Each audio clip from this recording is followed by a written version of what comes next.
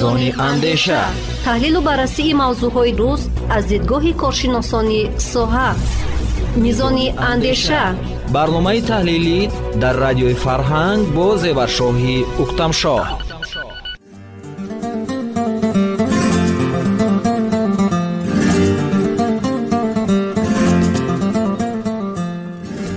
سلام شنوندگان عزیز، برنامه نوبتی میزان اندیشه است از موج رادیوی فرهنگ پیشنهاد شما. در برنامه نوبتی وابسته به فعالیت کودکستان ها صحبت میکنیم. ما را همراه باشید.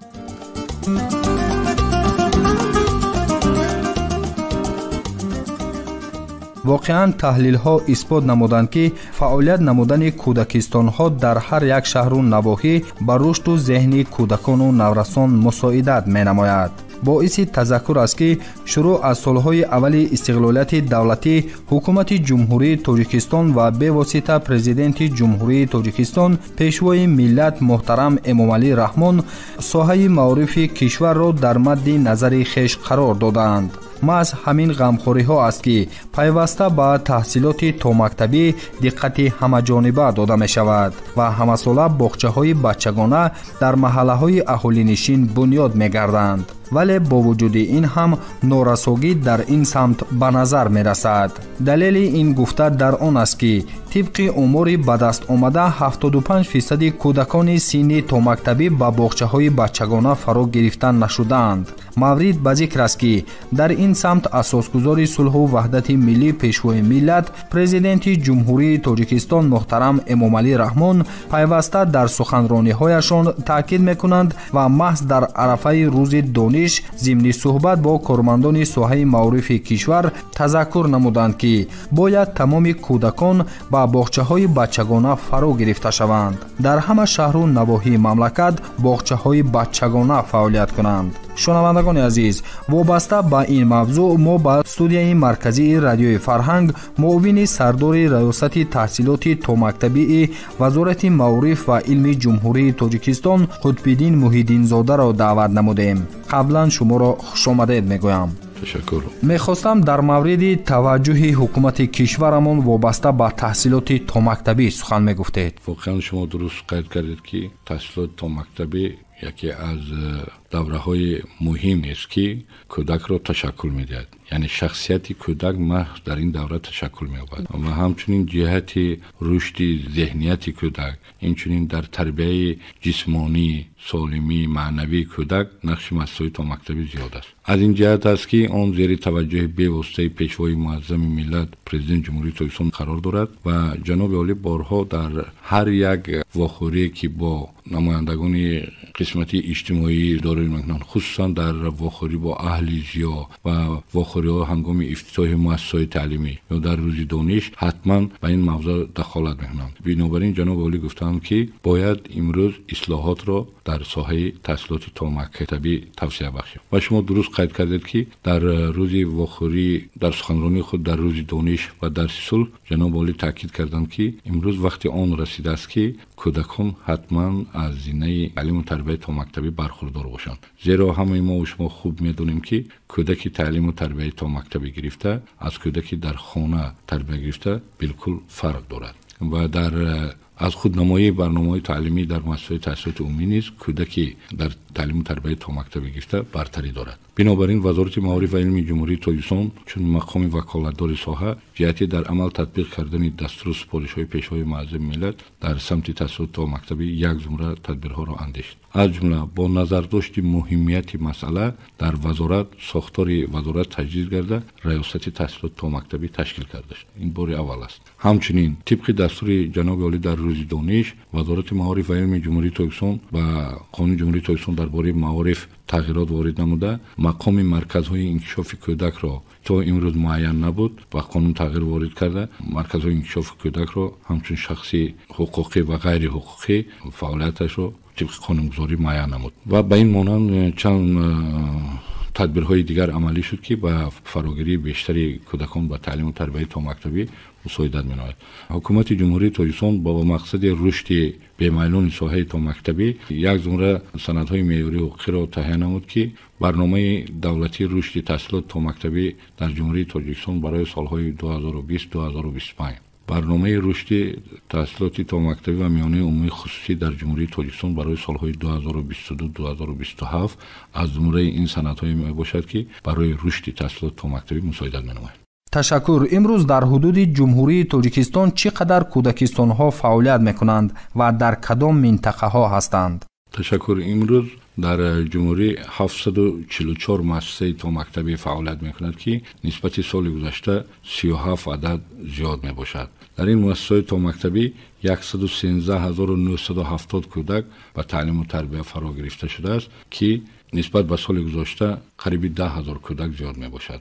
اصلا مؤسسه تا مکتبی در مرکزهای معموری و شهرها تأسیس داده شده است، در آن جایی که هم پدر هم مادر به فعالیت‌های گوناگون مشغولند و همزمان می‌خواهند که کودک خود تعلیم و تربیت تا مکتبی گیرند. چنانچه در ولایت مختار کوهستان بدخشان 28 مؤسسه تا مکتبی، در شهر دوشنبه 167 مؤسسه تا مکتبی، در شهر ناحیه‌های تابع جمهوری 67 و در ولایت سوق 284 مؤسسه تا مکتبی و نهایت در ولایت ختلان 171. طوری گفتیم در مجموع 744 مؤسسه تا مکتبی با فراگیری 113970 کودک فعالیت می‌نماید. اکثر وقت با شخصان همصحبت می‌شویم چون موضوع صحبت ما در این مورد می‌رود از نبودن جای خالی در باغچه‌های بچگانه شکایت‌ها بسیارند. سبب چیست؟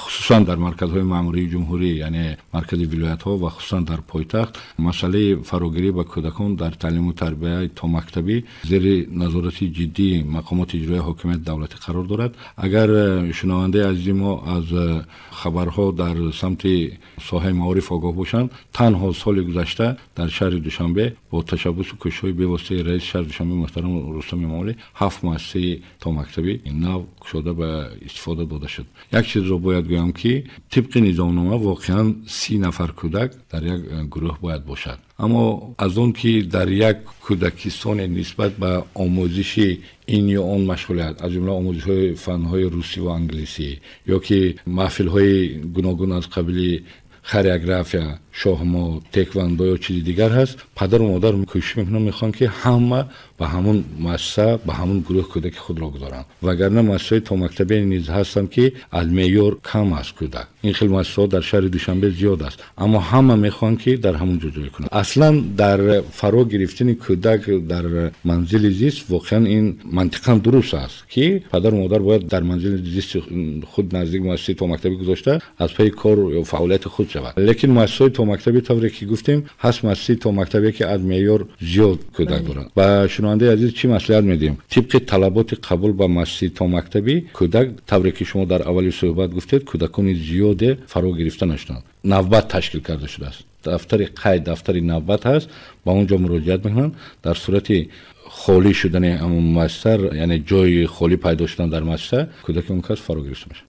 لطفاً دایر به کودکستان‌های نوبنیاد شده صحبت می‌کردید. در کدام منطقه‌های کشور چقدر بنیاد شده؟ واقعا طوری که بالا درج کردیم برنامه رشد تحصیلات تا مکتبی برای سالهای 2020-2025 در جمهوری تاجیکستان ضمیمه چهارم برنامه مذکور ساختمان مؤسسه تا مکتبی را در بر میگیرد. طبق طلبات این برنامه باید در یک سال از جانب مقامات اجرایی حاکمیت دولتی ولایت و شهر ناحیه‌ها تا 100 مؤسسه تا مکتبی سپارش شده. یعنی طلباتی که حکومت جمهوری در نزد مقامات‌های ولایت و شهر و ناحیه‌ها گذاشته است این همه ساله بنیاد نمودن 100 مؤسسه تا مکتبی است. اما متاسفانه بنابر سبب جدا نگردیدن مبلغ‌های ضروری از جانب مقامات ولایت و شهر و ناحیه‌ها همین قسمتی برنامه تا اندازه اجرای خود را نمی‌یابد. البته خرسندی آور است که تنها سال گذشته در جمهوری 40 مؤسسه تا مکتبی بنیاد کرده شد. این کم نیست 40 مؤسسه. اما از طرف دیگر گیریم همگی نصف طلبات برنامه دولتی در یک سال می‌بود. یعنی و یک چیز رو بگم که اگر در 5 سال اخیر در جمهوری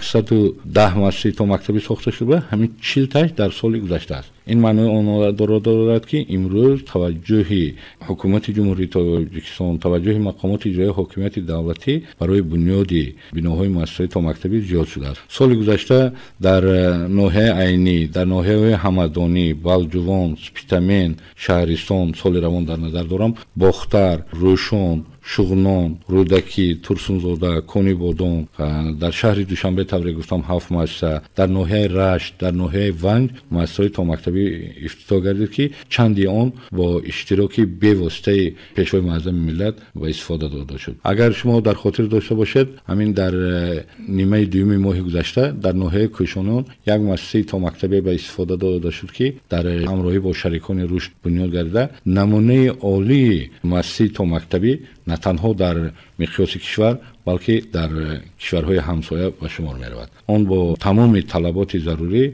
بنیاد گردیده، همچنین طلبات به کودکان دارای طلبات مخصوص نیز در آنجا به اینابت گرفته شده است. тафтиш ё назорати кӯдакистонҳо аз ҷониби вазорати маъриф ва илм ташкил карда мешавад ва агар ҳа чӣ гуна ин амал баргузор мегардад? аз боздидҳо мегуфтед. ҳаминро бояд гуфт ки тибқи нақшаи корӣ дар вазорати маъриф ва илми ҷумҳурии тоҷикистон ҳамасола 2 маротиба рафти иҷрои нақша ва барномаҳои таълимӣ ва мувофиқати он ба стандартҳои таҳсилот томактабӣ ва стандарти инкишоф ва омӯзиши барвақтии кӯдакон ва раванди таълиму тарбия санҷида мешавад. ҳамчунин 2 маротибаи дигар рафти иҷрои барномаҳои давлатӣ санҷида дар ҷаласаи ҳайати мушовара ва ҷаласаи назоратӣ назди вазири маъриф ва илми ҷумҳурии тоҷикистон баррасӣ мегардад. аз натиҷаи он қарорҳои зарурӣ ба тасвиб расида дастраси муассисаҳои таълимӣ ва равастаи шӯъбаҳои маъриф гардонда мешавад.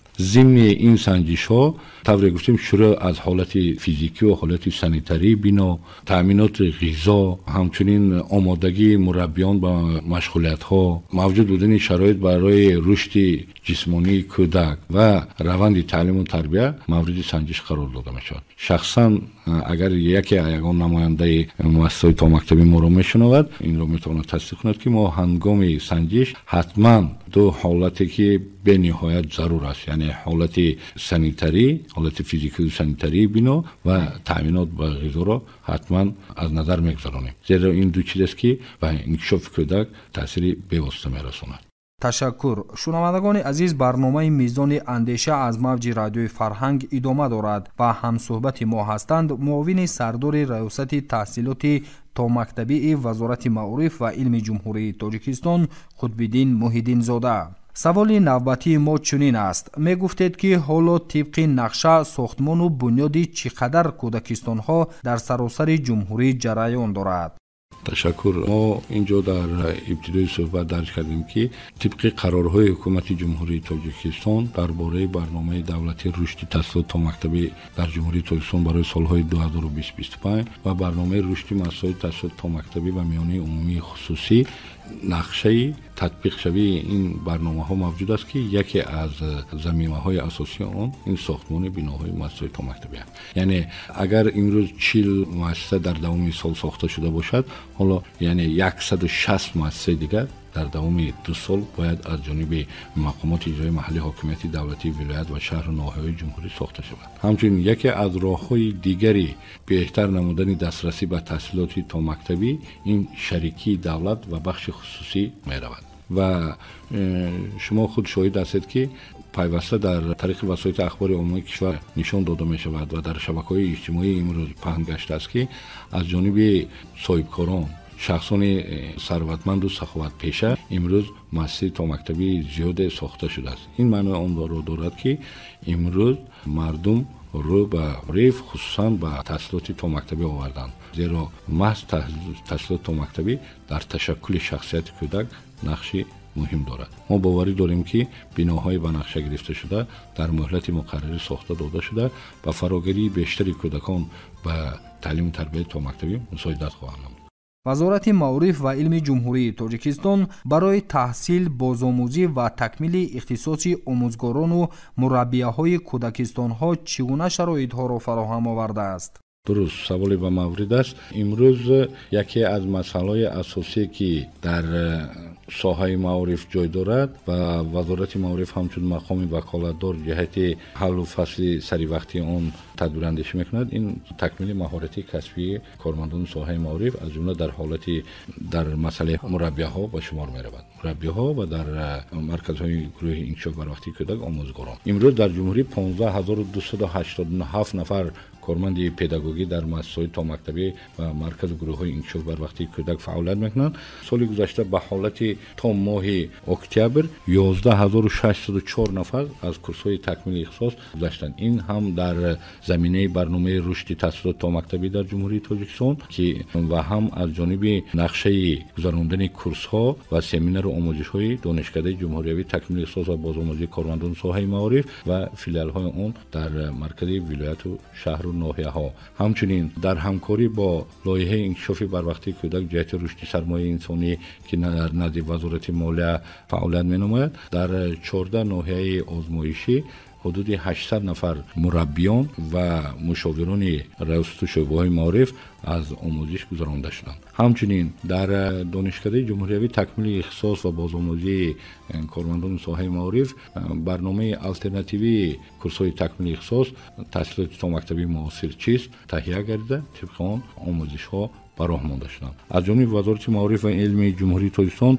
اینچنین چهارچوبه صلاحیت‌های کسبی کارمندان ساحه تحصیلات تا مکتبی تصدیق گردید که طبق آن طلبات و تکمیل مهارت کسبی آموزگاران ساحه تا مکتبی براه مانده میشه. وابسته به پرداخت مبلغ کودکستان برای یک نفر چقدر مبلغ معین شده است و همزمان دایر به نفرانی که امتیاز دارند معلومات می‌دادید. قرار حکومت جمهوری تاجیکستان موجود است درباره پرداخت مبلغ برای نگهداری کودک. طبق این قرار مقرر شده است که ساکنان کدام شهر و ناحیه‌های جمهوری چقدر مبلغ سپارند. یعنی در قرار مذکور نشان داده شده است از 1 تا 2 نشان دهنده. یعنی در شهر و ناحیه‌های مرکزی معموری کشور 2 نشان دهنده، در قسمت شهر و ناحیه‌های 1.5 نشان دهنده و در ناحیه‌های کوهستان 1 نشان دهنده تشکیل می‌دهند. یعنی امروز 1 نشان دهنده اگر 72 سومان باشد، در مرکزی شهرها 144 سومان یا که همین 1.5 72 و نیم آن و در ناحیه‌های دوردست 72 سامانی مقرر شده است.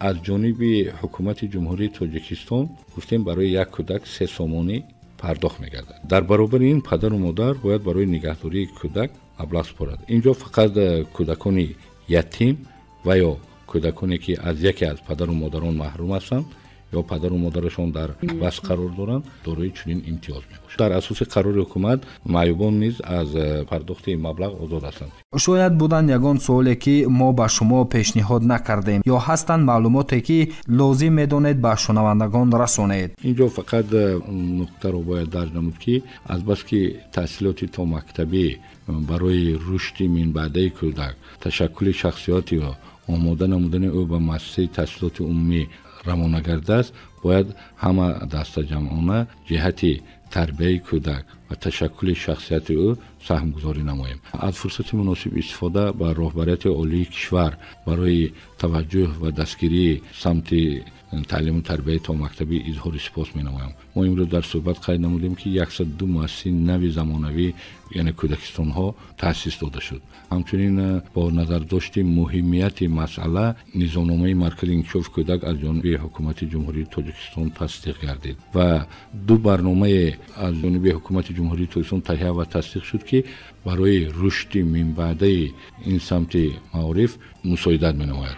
در نوبت خود از شنوندگان عزیز خواهش می‌نمودم که جهت سری وقت و مؤسسه تعلیمی فردا آوردن کودکان نظارت رو برآورد. تشکر زیاد.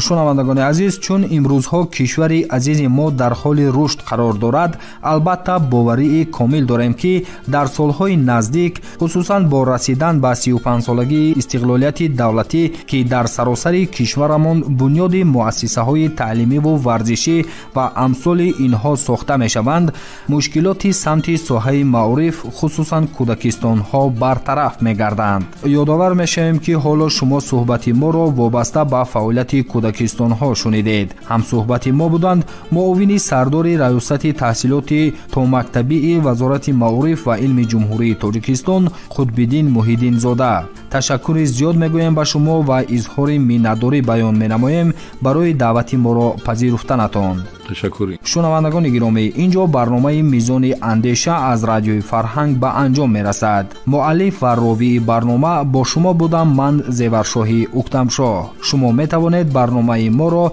طریق سامانه رسمی رادیوی فرهنگ www.farhangfm.tg و همچنین از صحیفه های ما در شبکه‌های اجتماعی یوتیوب و فیسبوک نیز پیگیری نمایید.